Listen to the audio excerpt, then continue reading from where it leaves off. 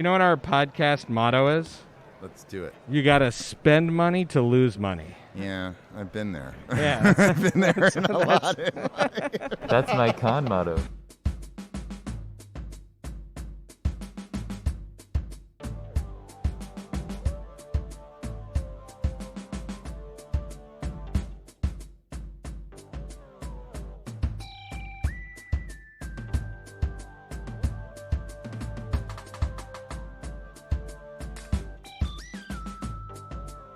You're gonna get the full buttery intro too. Here we are at the Friday Night Movie Podcast booth at Baltimore Comic-Con. We have with us Chris Miskiewicz and Vincent Kings. They are the authors of, or the author and the artist behind This Is Where We Fall. Chris Miskiewicz is also the author of the Grateful Dead Origins graphic novel, which we'll get to in a little bit. They are also just super cool dudes that we want to hang out with. I went to their booth to get some autographs yesterday, where I forced Chris to listen to me describe each of my closest friends before he wrote the inscriptions. I have never had an author endure anything like this. I did once meet Madeleine Albright, and I was at her book signing, and I asked if she would write a quote from Neil Young in it, and the quote was, "Keep on rockin' in the free world." Mm-hmm. Mm-hmm. And she looked at me, raised an eyebrow, smiled, and did it. Mm-hmm. But I didn't, explain to her, the history of my friendship with my buddy Josh, who is a regular guest on the show. Right. And so, thank you for enduring that, Chris. It wasn't enduring. That was yeah, that was like a highlight of that day. Yeah. we had two really shining star moments at our booth. One was you coming over and all of us behind the table going this is great. It happened a few times yesterday too. Oh, that's you got to do this really. You got to my uncle, he this, he that. It was great. And then that's a nod to the band. Everybody really knows somebody who really digs that band on a personal reason, which is great. The second was this kid who came over and saw Vincent's Time Dog, and the cover has a dog behind a dog behind a dog, and we caught a video of the kid. Basically, he was explaining what he thought it was, and his explanation was he thought it was a comic about a dog smelling another dog's butt, smelling another dog's butt, smelling another dog's butt. So those were our moments, man. Those were our two shining stars yesterday at the booth. That is amazing. So we have met amazing creators this weekend that come from, a lot of them more from the superhero comic genre, who are amazing, brilliant, creative folks.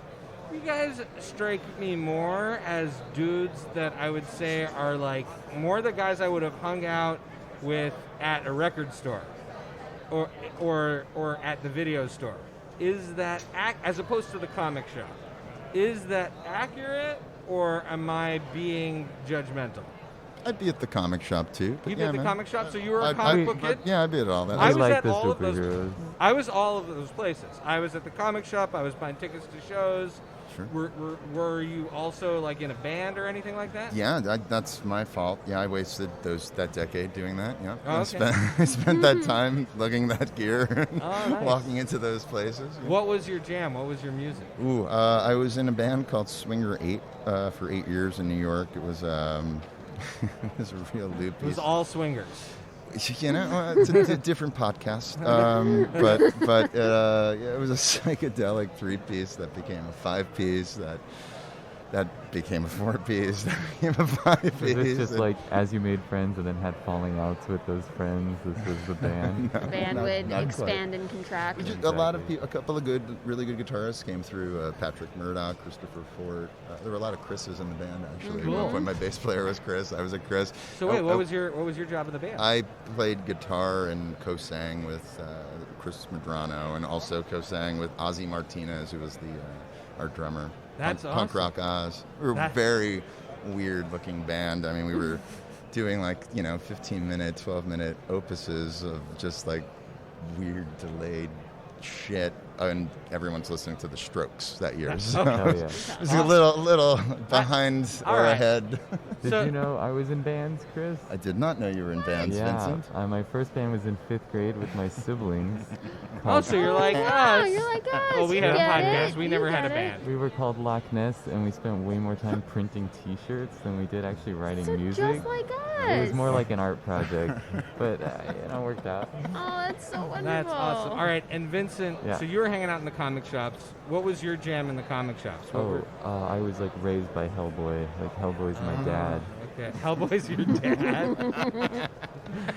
So which Hellboy is your dad? Ron Perlman, like Jewish Hellboy, or David Harbour, more like Midwestern? No, Mignola Hellboy. Mignola Hellboy, Like I do okay. prefer Ron Perlman if you're giving me the choice Yeah. between the live action. But that Hellboys. is Mignola Hellboy, don't you think? Or It's- no? Or is that Del Toro Hellboy? I think that's Del Toro Let's do Hellboy. that. Yeah, let's go with Okay, that. all right, Del Toro. Hashtag Del Toro. It's good. No one else could do it but Ron Perlman. But the comics are what got me into comics. Like Okay. the way it's composed, the black spotting. He's just a genius, Mignola. Did you like the animated Mignola movies, The- Blood and Iron, and I forget the name of the other one? Cheeks Galloway did the character designs on that, and he's a great artist as well. So Okay. I didn't expect to like them because I'm picky about the Mignola art. But those were great. Those were really solid. I love those. They to me were, well, first of all, you got Perlman's voice, and it reminded me a little bit of a more adult, better, HBO version of Gargoyles, Yes, which I really yeah. dug in the 90s. I thought Gargoyles I've seen was those. Solid Those show, are yeah. I wasted. Becky's like, what the No, hell? I remember the Gargoyle show. Okay. I Did- do. Okay, fun fact. Did you know that guy, I forget his name, Greg something, went on to do season 2 of Witch, the like magical girl show? Really? Yeah, it's shockingly good. That's great. Well, you know Diversion. what? You know what? Gargoyles was a pretty freaking cool show. All right. So our show is about movies and pop culture and all those things. But before we get into movies and pop culture, we need to set the stage. And I want to talk about your book, because then we're going to take your book and we're going to move it through the lens of this show. All right, Okay, let's so do this. this is where we fall. What's it about? Also, what's Me. amazing about Where We Fall, and we talk about this a lot, because we talk about music moments in movies a lot. It's one of the things I am totally hooked on. This comes with a playlist. Really? Yeah, it has a QR code in the front, which is that's so what cool, and it has a playlist that you can enjoy Yeah. with the book. Yeah, it comes with a 3-song exclusive soundtrack by Mitski.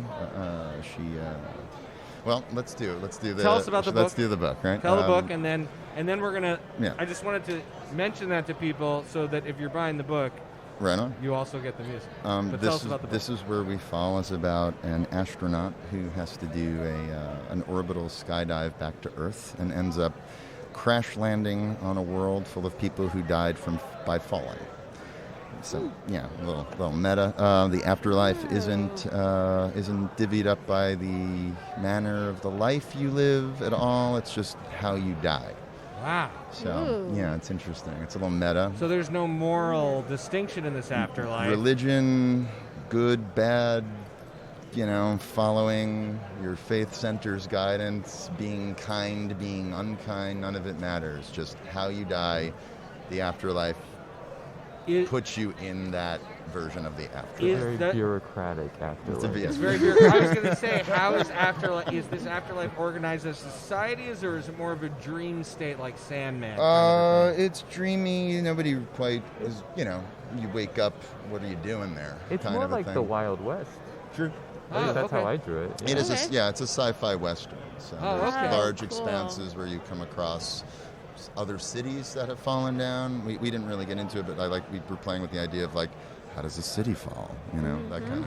So. Okay, cool. Yeah. So like, are we talking like Pompeii gets swallowed by, or Atlantis gets swallowed by the Earth? In theory, in it theory, could be there. yeah, you would have. Yeah, maybe somebody's going digging, and there's all the ash fell on Pompeii. Maybe it's underneath the mountains in the Right. desert. We don't hit that spot of the journey, but could be. Okay, that kind of that's, thinking. That's yeah. very cool. And so, does it deal with the fact that there are other potential realms? They talk. Our main cast speak about that at one point in a bit of comedy while walking from place to place. Okay, and what's our main character? Who's it like? Who's it based on, or is it entirely a different? We have there's the Marine astronaut. There is a cowboy, a Confederate soldier cowboy. We have an ex-con, a lovely lady who's a bit of a hunter character, and a New York City sanitation worker. Wow. Right. Oh, and Barkley the dog. We have a dog. Barkley the dog. You need a dog. That- I mean, gotta- if you're going to do a Wizard have of a Oz, dog. you need a dog in the front leading the way. Yeah, right? absolutely. And is there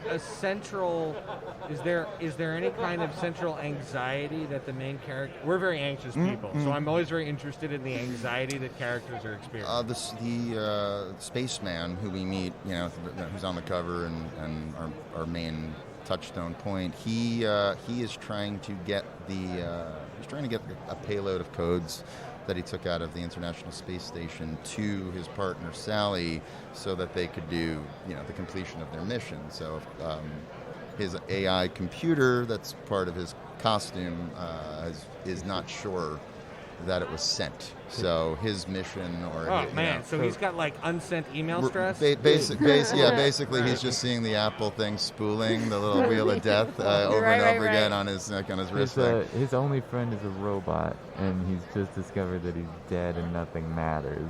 So there's anxiety.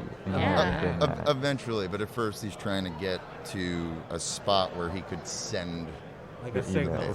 Yeah, he's like, where is the only place in this place that has any technology? Because the first place he comes upon is an old western town, and then we meet, the cowboy character who I love. I absolutely adore. All right. Now, is this an open and shut story, or is it a series? Is it a season, if you will, of a show? Or It's a one-off, but there's an open door at the end. It sounds like this is a universe that It could.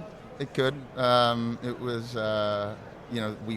We just sort of planned this as a nice kind of Fight Club, kind of twisted up at the end. There you go. But yeah, could there be? Sure. I do have a friend who runs like D&D campaigns, and he was like, "Oh, I love this mechanic. I want to make other worlds. This is where we explode. cool. This is where we stab." We've joked about Which what the sequel would be from just what with the title. This is where we rise. This is where we this. right. We also had a ball with like, this is where we faller. This is where we fall. this is where we fall with a vengeance. Like we were all Die Hard We're references. losing it. Like what kind This of? is where we fall furious. Yeah. What kind of fall worlds or death worlds would they be? I think you were in France at that point, but there was one moment where we were just in absolute tears because I was kind of, I don't know, I was locked on the idea of this is where we milk. You remember that? Yeah. I was It was an uncomfortable evening. It was pretty rough. Only I was people just, who died in dairy just at dairy-related lactose intolerance related accidents. A, how does it happen? B, So you wake. that's where we'll be. Only people from Jewish summer From camps. Jewish summer camp. Possible. You wake up and you're like just like knee deep in like milk, and you're like, there's got to be at least two other people there. There's got to be like this. The guy wakes up, he's like, what the, Okay, so I want to take this. That's my vote for the sequel. that's This good. is where we milk. So I want to take It's this. weirdly said on it. This isn't the first time this has come up. I scripted it already. I did it totally scripted. So you've already played one of our games. So we play a number of games on the show, and one of them is called Pitch Imperfect, which is where you pitch a sequel on the spot to something. I think you've already pitched. This a is sequel. where we milk. Coming This is where we soon. With a vengeance. Yeah, with a vengeance. Versus the World Crime League. Do you get that reference? Bring it. All right. So we play a game called Cast Away. Cast ellipsis away. Where we have people. We do lots of mashups. Like our favorite one I think we've done this entire weekend was, and we used our card game, our Friday Night Movie home game, of which there's only 2 copies, so it really is our home. But It's like your band as a kid. yeah, Yes, exactly that. where someone pulled Castaway and 80s movies, and then we got to decide the stipulation, which was you have to recast The Breakfast Club with only actors that are in their 70s. This is great. Ooh. Okay, so we could give you a stipulation, or we could just say, hey, a film studio. Uh-huh. We could make it Disney. We could make it A24. I don't know. Has come to you and says they're going to make This Is Where We Fall, the feature film. And who are you casting in it? Who's my cast? Or we could say, add a stipulation and say, we're making This Is Where We Fall, but it's going to be a kids feature, right? So, but we can take the serious route and say, who would you cast? I want the serious. I'm curious. It's a Hallmark movie. Is what I always thought we So- were making. It's a good feeling. Only who would you cast seriously? Melissa Joan in this Hart and Rachel Lee Cook. For our spaceman character, I kind of had a Will Smith in my head, but I could go with an Idris Elba. Ah, I mean, you could tolerate either it. of those two, considering they Idris would be just good. both played the same character in Suicide Squad. Let's move on. I actually, though, I have to say, I don't know what you think. Yeah. I liked Idris Elba more. Yeah. He seemed No, like it he was was solid. having more fun. Yeah, there was fun. John Cena and him had a nice beat. They They were really- good. They were good together. Because the problem with Will Smith in the first one is that he doesn't need the job. And because he doesn't need the job, he's not that committed to having fun. I want to hope there's an edit of that movie where he like felt like a character, but it's There probably is. We're never going going to film edited the by a heirs- commercial studio, and it felt like it. As going on for this, the cowboy character, I would go with Hugh Jackman. Amazing. I like that guy. We're friends. He's a good dude. That's awesome. Ex-con, I would go with Mac Kerr. Oh gosh. Yeah. Yeah. Fuck yeah, man. Max Hell Kerr. Mac Kerr. He's another M-A-C-H. He's casting his friend. Yeah, no. Oh, okay, fine. Good. To be fair, do it.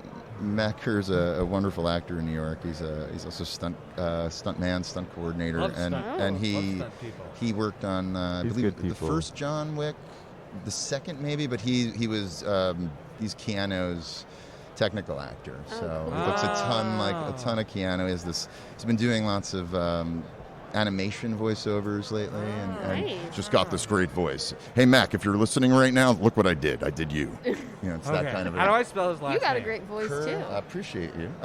He is on the soundtrack. C-H-U-R or C-U-H-R? Sorry, Mac. One of those two. It's his last name is K-U-H-R. K. Right.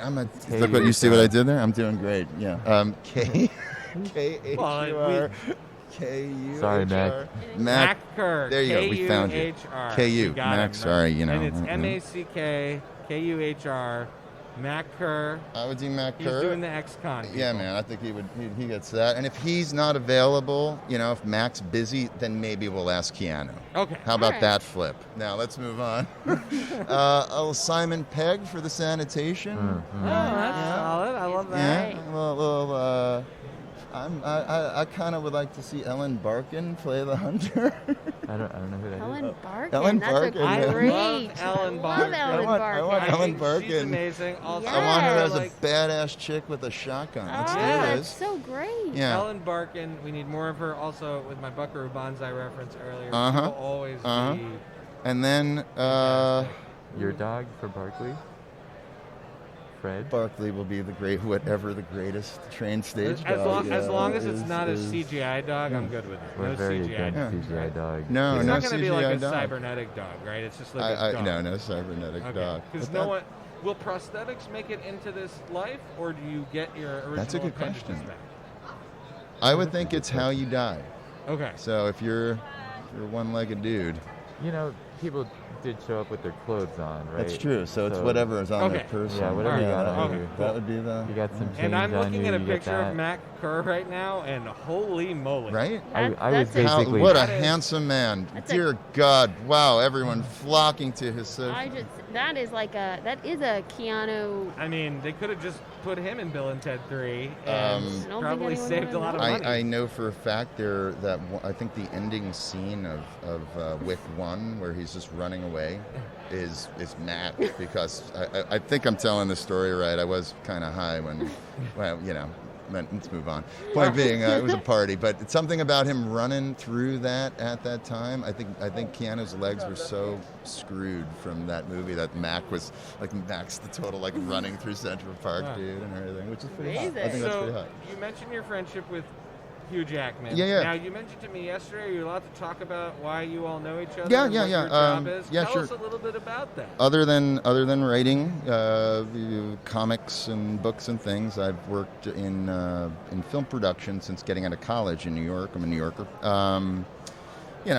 Bottom of the barrel infrastructure, PA stuff up through the years. Just like my sister here. Doing that. You've been there? Yeah, man. Been there. Was trying to do the DGA thing for a minute, collecting my days, realized that wasn't my personality, and I flipped into the Screen Actors Guild. Oh, wow. When I don't know if that's lateral or which way, but I did that. I've had my card for about 14 years now, and although I have done a handful, a half dozen of on-camera roles. The last thing I did was on Bull on NBC, and that was was a on cool Bored to show. Death and stuff. And mainly. Another cool New York show. Yeah, man. Oh, I you're on like. Bored to Death. They cut all my lines, Oh. and I basically have to. I have a threesome with Tony the Tiger and Smokey Bear. Thank you, Jonathan Ames. Moving on. John was funny that day. He's like, "Chris, come here. We have an idea." I was like, "Really? You doing this to me? How do you feel about nudity?" I was like, "Really? Here's a better question. If it How do serves you the story. feel?" If it serves the story. Yeah, it was pretty funny. Yeah. But I do. I've basically, for the last decade-ish, worked as a technical actor for leading men. Stand-in is another name. Motion capture stuff, and in that regard, yeah, I've worked with Hugh Jackman on 2 films now. I did. Oh my God, it was like 14 months on The Greatest Showman. Whoa. Wow, that is one of my Yeah. mom's favorite names. Right on, man. But favorite movies, and she never says the name of it the same twice. That's fantastic. Have you seen The Greatest Entertainer? Have you seen The Greatest Show on Earth?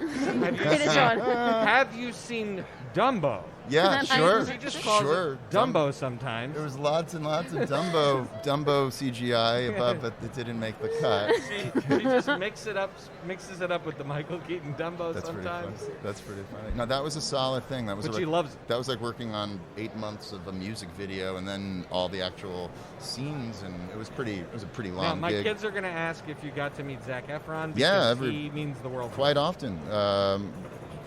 He was coming off of it was Baywatch at that point. Oh. And I just remember That is a family he was favorite. classic. the dude was just sick jacked. You just see him walking the costume, and I'd be like, man, he's like a little shorter. Someone would just pay me to work out all the time. It was pretty. Yeah, I was working on that with another actor I know who was doing his tech acting, Kevin Nunez, and he was like every day he was just sort of like he'd walk by and like the guy was just.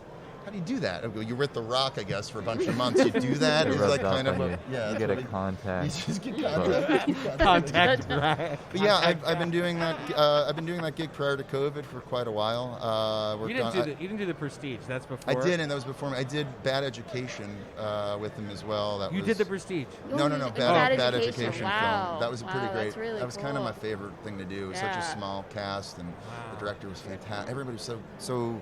It was a very nice small place. And with that, I end up being like the off-camera lines and on the phone call, and then they put in the other person. So it's a lot of behind-the-scenes work I've been doing. I just was on Prodigal Son for some of season 2, but all of season 1 for Lou Diamond Phillips. Oh, awesome. What's up, Lou?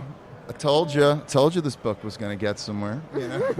What was funny is while I was working on The Prodigal Son, I was doing a ton of the research for Grateful Dead Origins, and I have a number of stories where I would run to the police station, fake room, throw the books in his desk, go through the dynamics of how they're going to set up the scene, and then step out and turn around with like a tap on my shoulder as he'd be like, "Your books," So it was kind of busy days on set. But yeah, man, that's what I've been doing. I haven't done it since the lockdown happened, and it's kind of been great to just be a human being again and not working 900 hours a week on these sets. I was kind of excited about the IATSE strike and all that, but we'll see. All right, well, let's talk Origins for a moment, and then Vincent, I want to talk video games. Cool. But I got to talk Origins for a moment. So you worked on Grateful Dead Origins. Now, I've been a Grateful Dead fan. I got into the Grateful Dead. I got a copy of... Wait, you're a Grateful Dead fan? I am a Grateful No. Dead fan. I got a Grateful Are Dead your fan. friends Grateful Dead Yeah, fans? do you have a few friends who are... Let me show you what I looked like in 1996. Who was it? There was... John, Big Josh. It was Big John. Big Josh. Big Josh.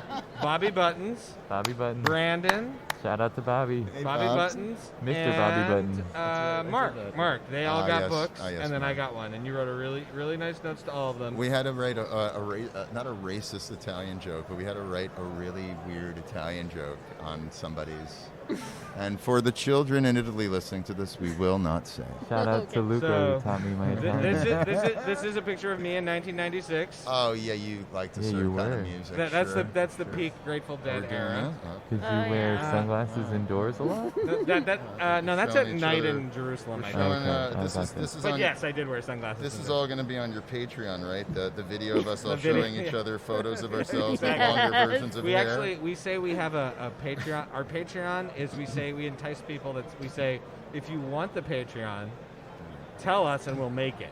Oh, So no, far, no Chris. takers for the Oh, Patreon. yeah. Oh, Look at her. wow. Yes, Oh, that's wow. that's You great. haven't That's changed actually a bit, That's actually. a really exactly, nice picture. exactly the Beautiful. same.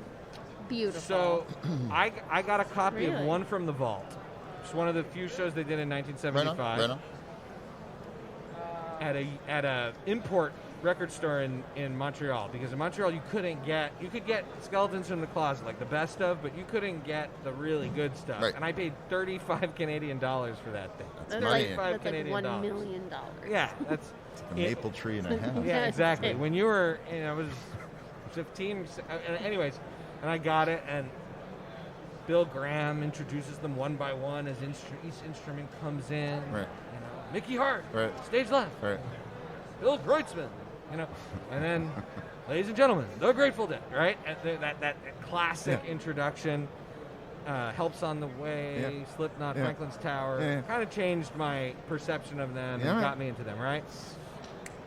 And I want to say a week or two later, Jerry Garcia dies. Right. And I had given up the opportunity, either a few months later or a few months earlier, to go see them on what would have been the last tour. Mm-hmm. So I've been a consumer and a fan, but in that Yeah, the post period. post yeah. Jerry Sure, Garcia sure.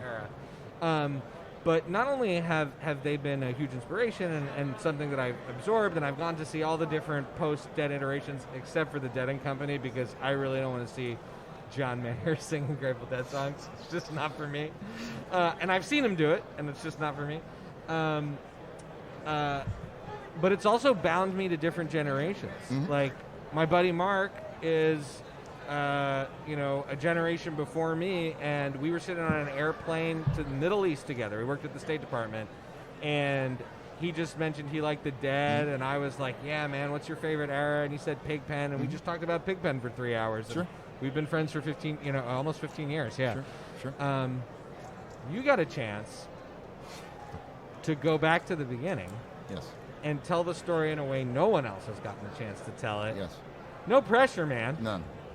No pressure. Not a bit. Just really easy job.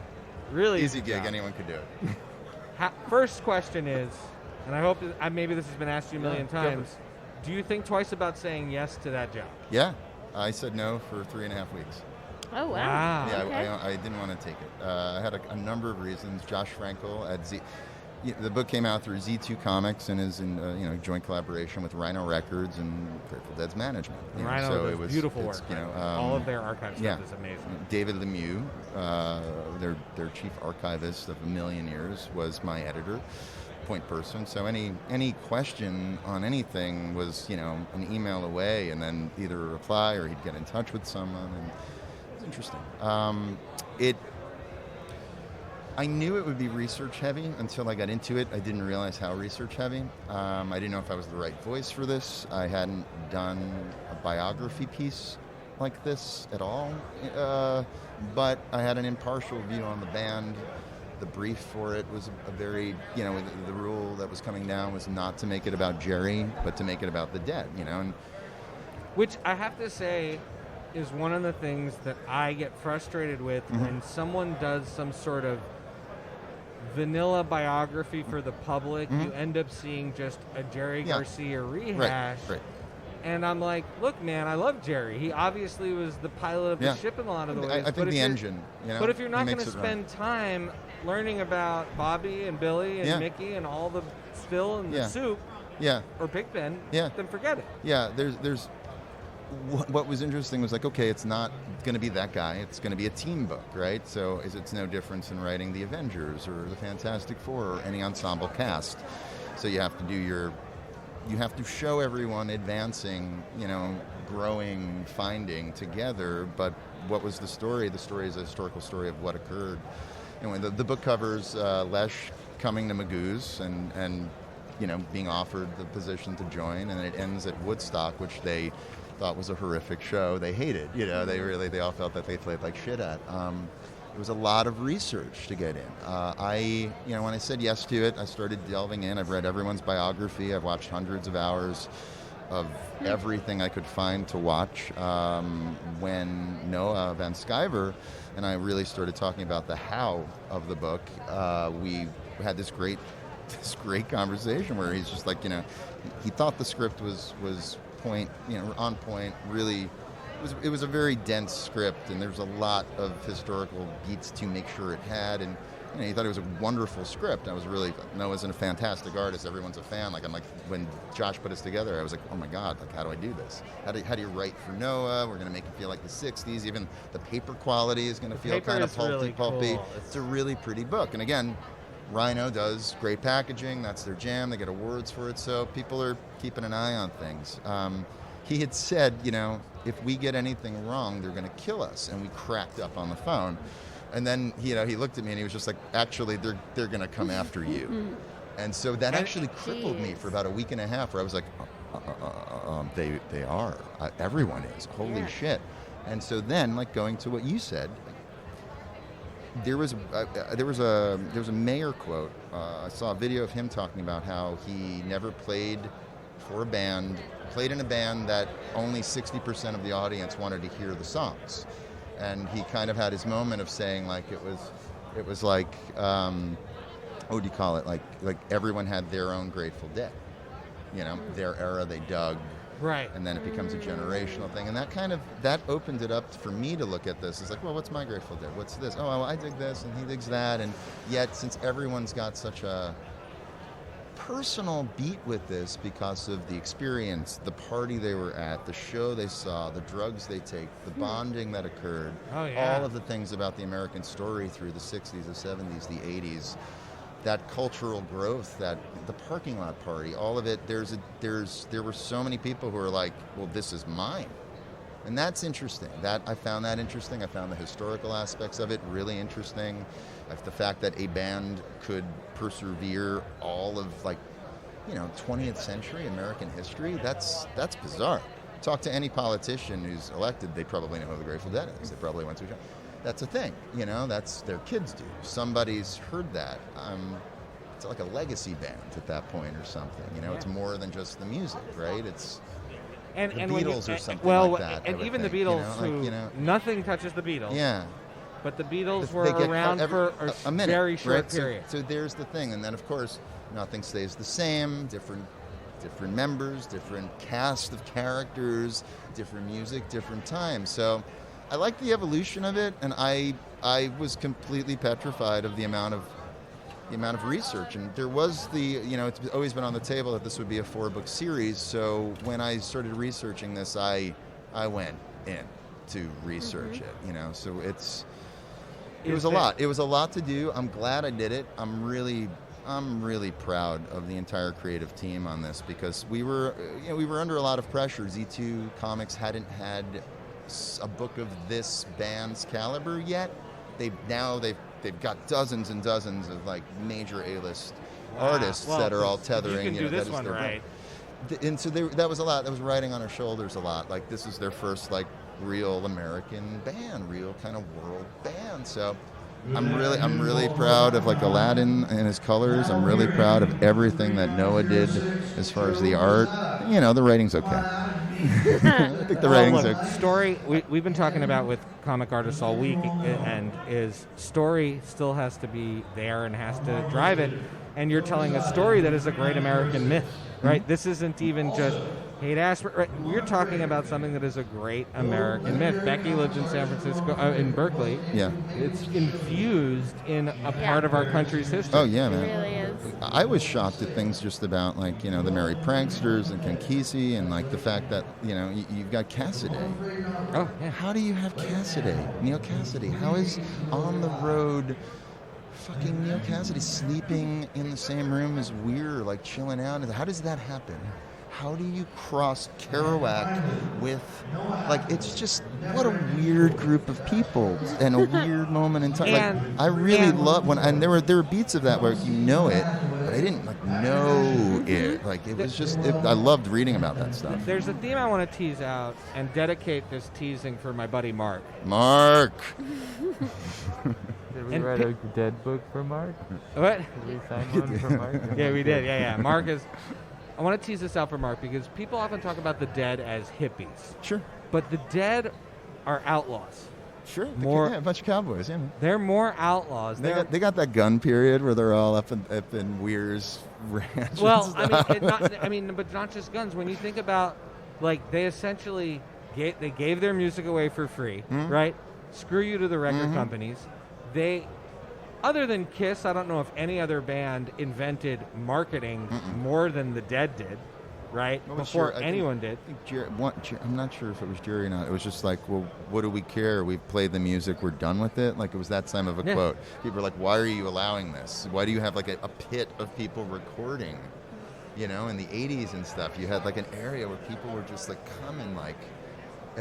with all this portable gear on them. Like, I mean, what were they powering it with in those years? Car batteries? Like, what was going on at that thing? You know, now we're like, oh, this is my battery pack. It lasts 8 years. But. And in the aesthetic of the book, I love that you feel that outlaw vibe. Right on, man. It is not... Thank you. Like I said, it is not a cliche story of the dead.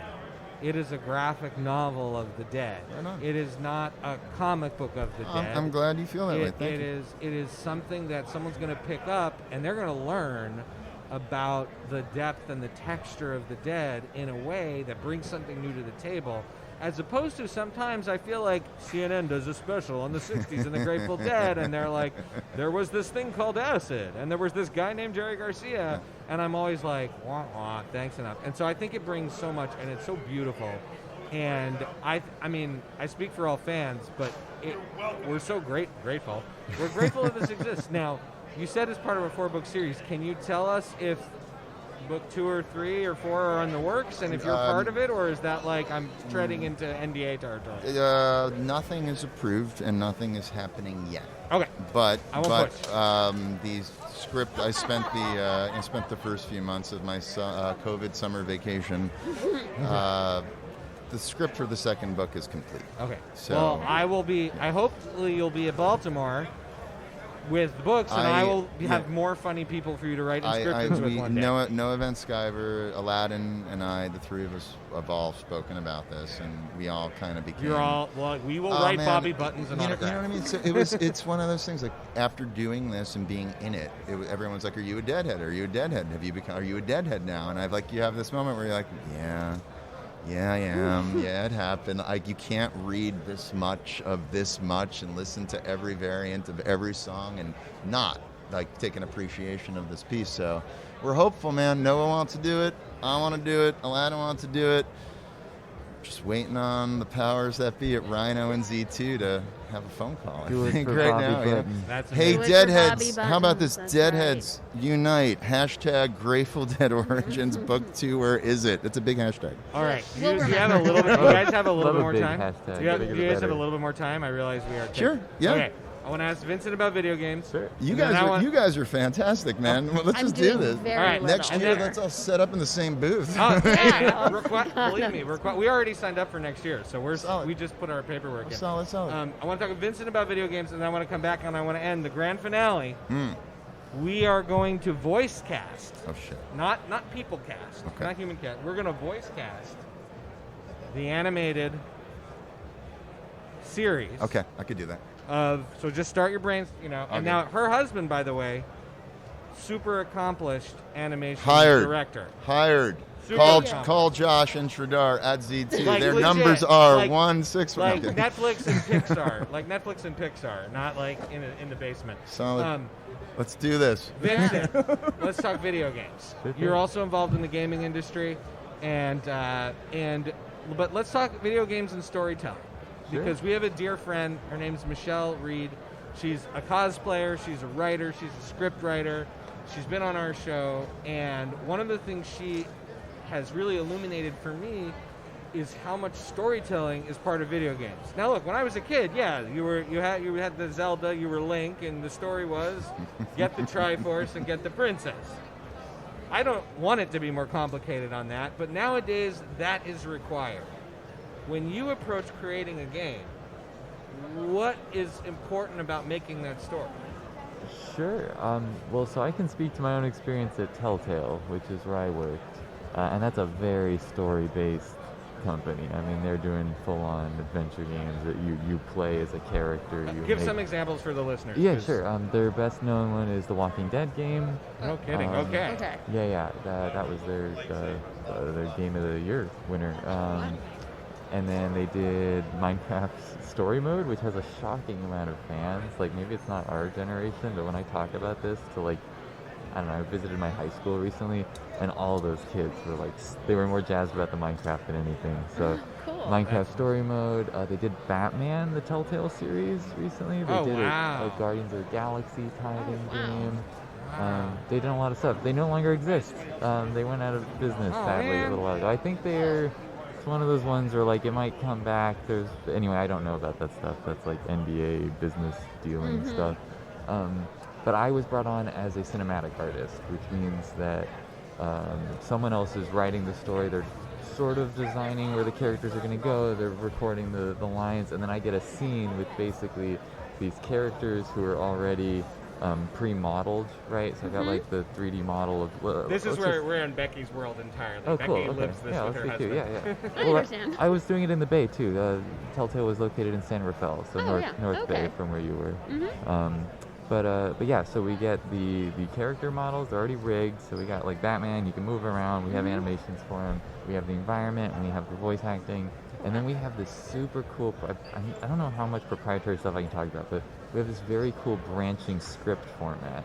And that's the thing that's very unique to video games. And I think was very unique to Telltale, how they built their games, where they would have people who would write out the whole story, and then they would build it in the script so you could actually like click and play along with the story before you'd made the game. You could see how your dialogue choices would affect the story. Oh, And so like video game scripts, like a movie script is like, I don't know, it's Chris, you worked at this, like that's like 100 pages maybe, 150?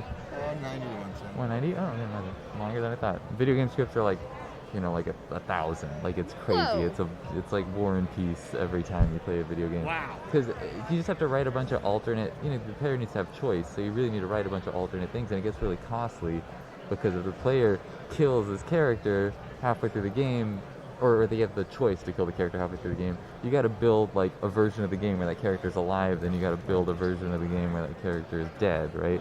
So it very quickly, you're making like 10 movies This is instead of why one those movie, business right? people in Big thought Josh Baskin was nuts when he wanted to make the Choose Your Own Adventure comic book. I actually still want to figure out how to do a Choose Your Own Adventure comic book. Okay, all right. But it's tough. You remember Zork?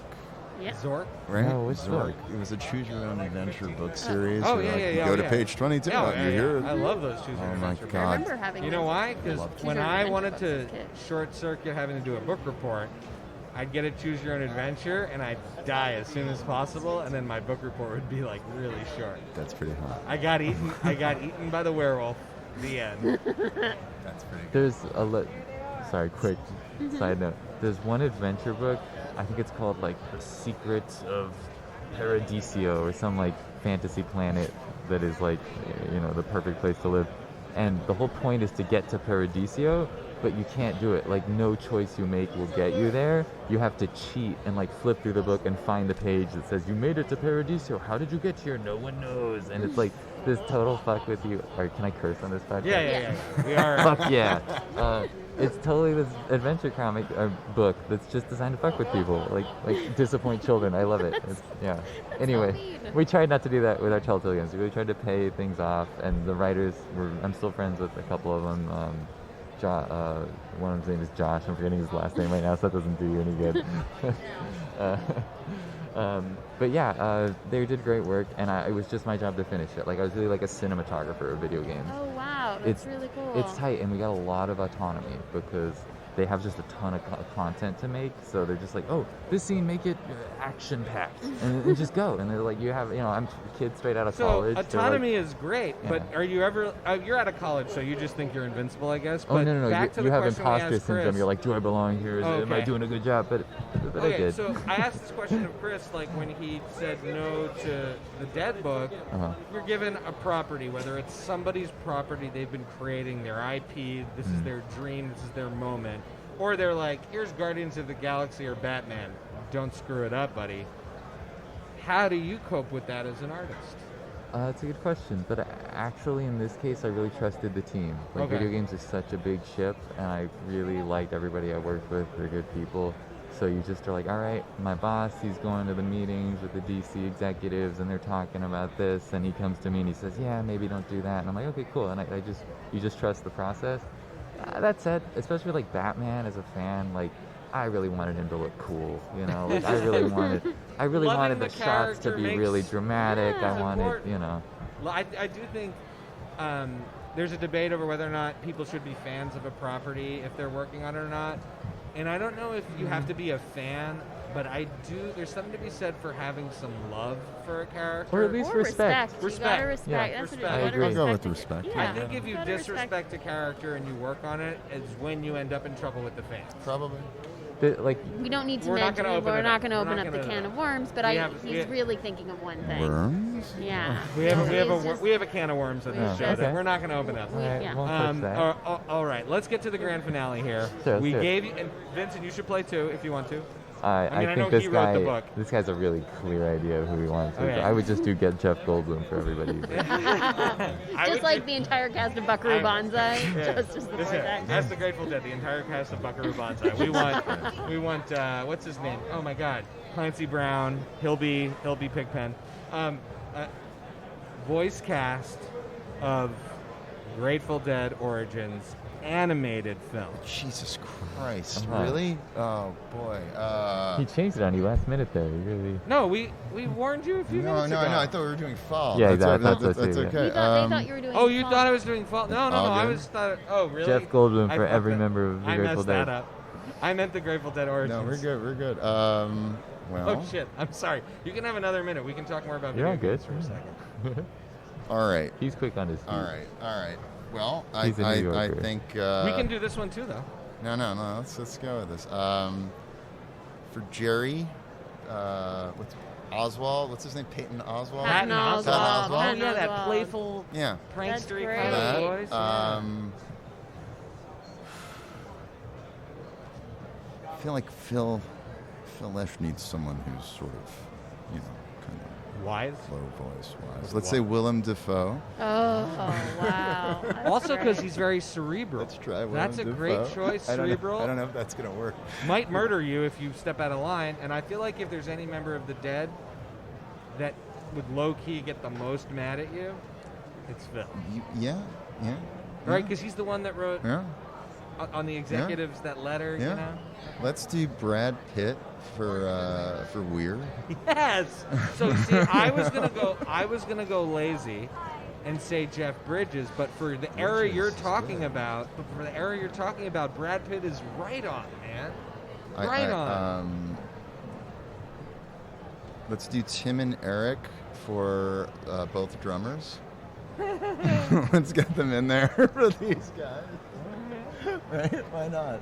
Who'd we miss? And Pigpen. Andy Serkis. Oh, doing Very doing cool. a voice. Doing the voice. Yeah. Let's try that. All right, And okay. then I don't think. I mean, no pressure to do. You don't have. well, Joe's, the head of one, the head of head of one. their label, Smith, just was my favorite character in that. So we got to get like. I mean, it's just gonna You know what? Giamatti. Jeff Goldblum. Oh, Jeff Oh, Goldblum. Okay. there we go. I just assumed it was Giamatti because he gets all of the record executive jobs, but Giamatti. but True. Goldblum is Goldblum. pretty amazing. It's pretty amazing. All right. That's it. And then Ethan Hawke for Cassidy.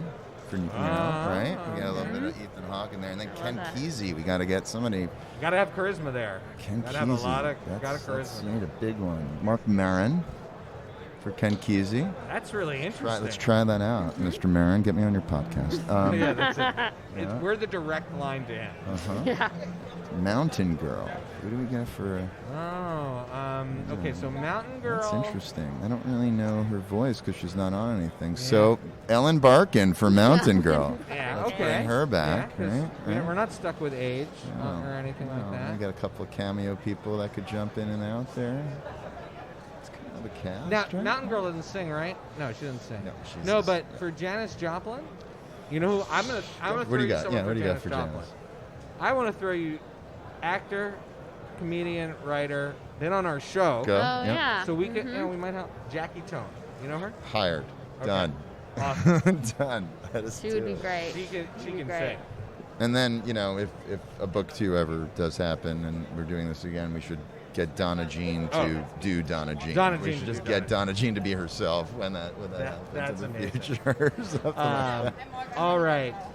Chris Miskiewicz, Vincent Kings, this has been an epic episode. Tell us and tell the listeners all the places people should follow you. Go for it. I am on the Instagram, the Twitter, and the Facebook. It is Chris Miskiewicz, God help you, ChrisMiskiewicz.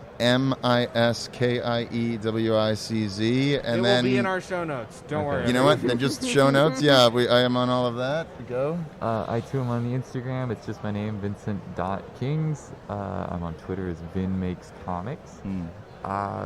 And send me your email, and I will send you Time Dogs every week. For sure.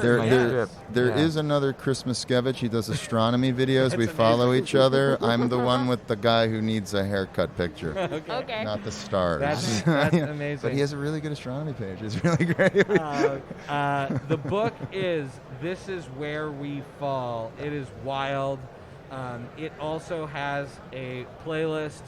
Original soundtrack from Mitski, on sale now by Z2 Comics, where you can also get Grateful Dead Origins, and I don't know the release date, but the next biography I'm doing with them is Elvis Presley. Amazing. Yeah, that'll be a next year kind of thing. We'll Chris, see how that goes. Chris, quick question. Who voices the cowboy on the original soundtrack for This Is Where We Fall? Oh, we're doing that.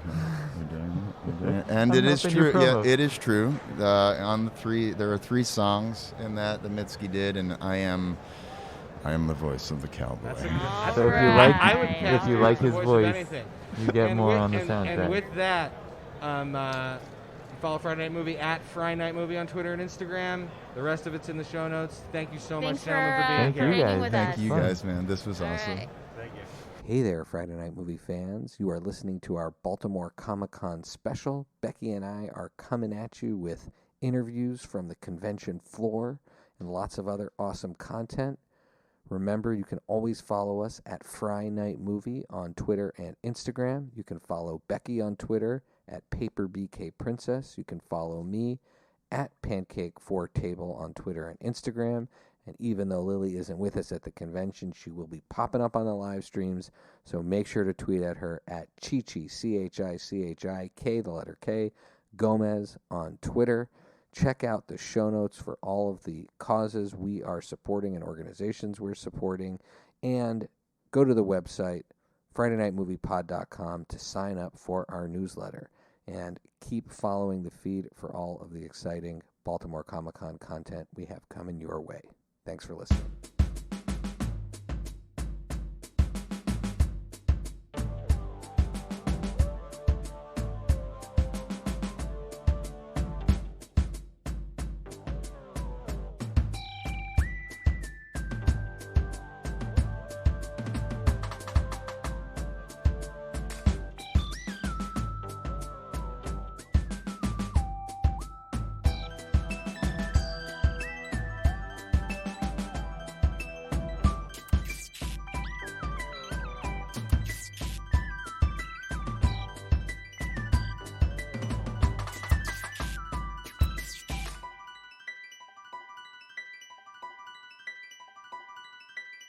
I do the words. That's amazing.